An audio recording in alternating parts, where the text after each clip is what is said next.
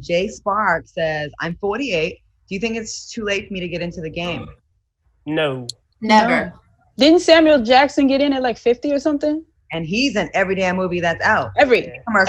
He's the most hardest working actor out there. And he don't care about no Oscar. He's working. Yeah, it's a tough example with Sam because, they came up in a different time where theater was valued in a different way than it is now. So I think when you're speaking contextually as however old you are, I think if it's a true pursuit, and then I forget the gentleman's name that you mentioned, but brother, like, is it what you really want to do? Because I liken acting and filmmaking and all that stuff to be like this. If being a mirror maker made you 100 racks real quick, if you just got on a Tyler Perry show or everybody would be trying to make mirrors. They'd be moving to Montana, whatever, place this is, going to Helena, Montana, and they wake up and be on shows like this and be like, Claudia, could you please tell me how to be a mirror maker? Because I love making mirrors. Right. A lot of times people like that money. And honestly, there's a lot of ways to make a lot of money, whether it's in the sciences and engineers and all that stuff. So if you really want to act, you can go get the training. You can go get those things, and it's a possibility, I think, if it's a true pursuit.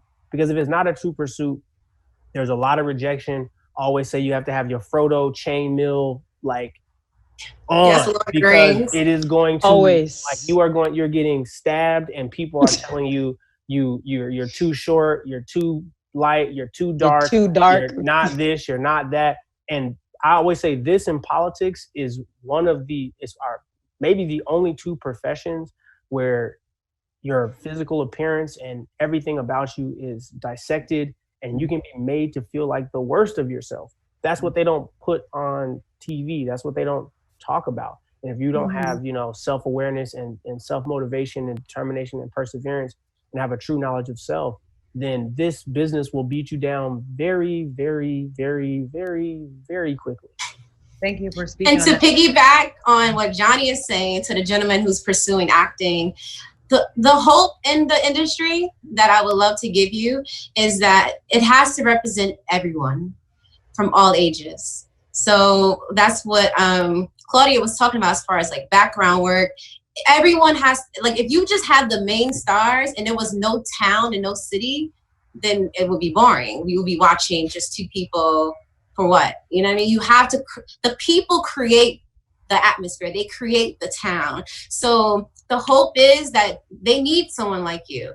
They need the older gentleman who may be the father, the doctor, the lawyer. Everyone is represented in as much as possible.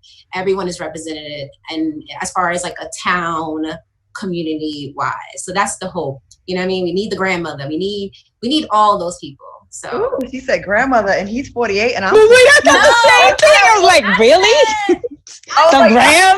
The grandmother, the grandfather. That's the auntie right there, okay? That's the auntie. You gotta say she the auntie. I was showing how much of the range. No, you're good. I'm not with you. See them curls? That's the auntie. That's the auntie. Has anyone the road is wide, but it's also narrow at the same time.